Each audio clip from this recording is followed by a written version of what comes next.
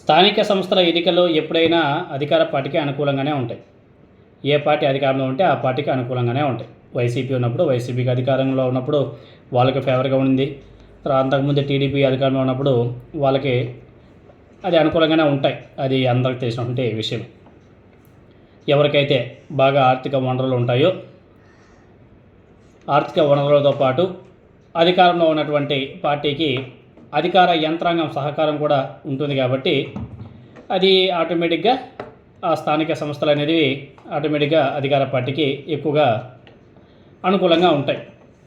ఇప్పుడు ఏపీలో త్వరలో జరగబోతున్నటువంటి స్థానిక సంస్థల ఎన్నికల్లో కూటమి ఎన్ని స్థానాలు గెలుచుకుంటుంది అన్న అంశం కంటే ఈ ఎన్నికల్లో కూటమిలో కీలక భాగస్వాములుగా ఉన్నటువంటి తెలుగుదేశం పార్టీ, జనసేన పార్టీల మధ్య పొత్తు ఎంత సాఫీగా సాగుతుంది, ఎవరికి ఎన్ని సీట్లు వస్తాయి, వచ్చిన సీట్లలో ఆయా పార్టీల నాయకులు కేడర్ సహకారం ఎంత మేర ఉండబోతుంది అన్నదే ఇప్పుడు అత్యంత కీలకంగా మారబోతుంది.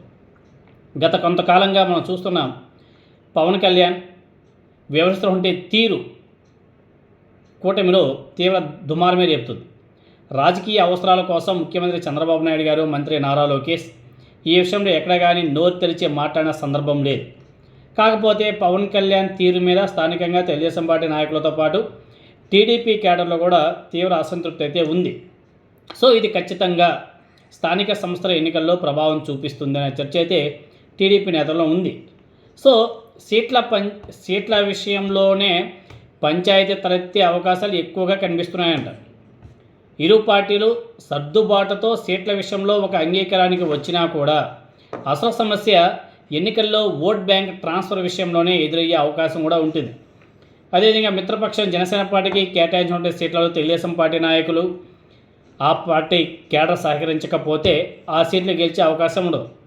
అదే సమయంలో కూటమి అధికారంలోకి వచ్చినప్పటి నుంచి కూడా పవన్ కళ్యాణ్ పదే 15 సంవత్సరాలు మేము కలిసే ఉంటాం, ముఖ్యమంత్రి చంద్రబాబు నాయుడు గారే అని చెప్పేసి బహిరంగ చేసినటువంటి ప్రకటనలు జనసేన పార్టీ నాయకులు అదేవిధంగా కేడర్కు ఏమాత్రం రుచించడం లేదు. కారణాలు ఏమైనా కూడా కావచ్చు, కానీ జనసేన పార్టీకి పవన్ కళ్యాణ్కి మద్దతు ఇస్తున్నటువంటి వాళ్ళు ఎవరైతే ఉన్నారో వాళ్ళు కూడా కూటమి తీరు మీద సంతృప్తిగా లేదు.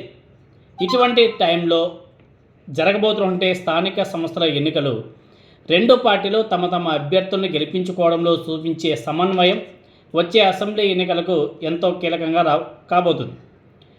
అదేవిధంగా స్థానిక సంస్థల ఎన్నికల కారణంగా రెండు ప్రధాన పార్టీల మధ్య విభేదాలు మరింత పెరిగే అవకాశం కూడా ఉంది. అలా పెరిగితే ఖచ్చితంగా వచ్చే అసెంబ్లీ ఎన్నికల మీద ఈ ప్రభావం పడే అవకాశం కూడా మెండుగా కనిపిస్తుంది. సో ఇక్కడ మరో కీలక విషయం ఏమిటంటే, మొన్నటి అసెంబ్లీ ఎన్నికల తరహాలో కాకుండా స్థానిక సంస్థల ఎన్నికల్లో జనసేన అధిక సీట్ల కోసం పట్టుబడుతుంది. తాము బలంగా ఉన్న చోట సీట్లు అడుగుతాము, కార్యకర్తల గౌరవానికి భంగం కలగకుండా చూసుకుంటాము అని చెప్పేసి పవన్ కళ్యాణ్ పదే చెప్తున్నాడు. ఇక్కడ ప్రధానంగా రెండు సమస్యలు కనిపిస్తున్నాయి.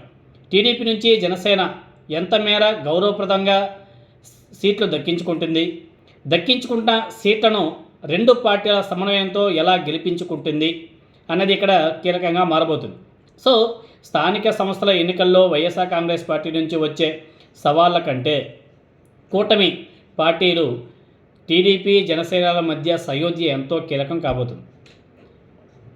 జనసేన అధినేత పవన్ కళ్యాణ్ కూటమిలో భాగస్వామిగా ఉండి కూడా తన సర్వస్వతంత్రుడిని, తనకి ప్రభుత్వంతో సంబంధం లేదు అన్నట్టు పలుసార్లు వ్యవహరించినటువంటి తీరు ఇది కూటమిని, అదేవిధంగా కూటమికి ఇరకాటంగా మారే సీన్ కూడా అనేసి టీడీపీ నాయకులే మాట్లాడుకుంటున్నారు. సో ముందు పరిస్థితి ఎలా ఉంటుంది అనేది చూడాలా. పవన్ కళ్యాణ్ గారు కేరళలో ఉన్నాడు, చంద్రబాబు నాయుడు గారు చకచకా పనులు కానించేస్తున్నాడు. అదేవిధంగా వాళ్ళు ఏదో మేయర్ స్థానాలు కూడా కొన్ని తిరుపతి, మచిలీపట్నం లాంటివి, ఏదో విశాఖపట్నం, విజయవాడ లాంటివి కూడా అడుగుతున్నారని చెప్పేసి టాక్ అయి నడుస్తుంది. మరి అలాంటి విషయాలు ఏమైనా నడుస్తున్నాయా? ఇంక ఈరోజు చంద్రబాబు నాయుడు గారు స్థానిక సంస్థల ఎన్నికలు జరగకుండా జగన్ ఆపుతున్నాడని చెప్పేసి మరొక పెద్ద బాంబే హాడు తప్పుడు ప్రచారం. సో ముందు ఇంకా ఎన్నెన్ని కథనాలు వస్తాయనేది చూడాలి.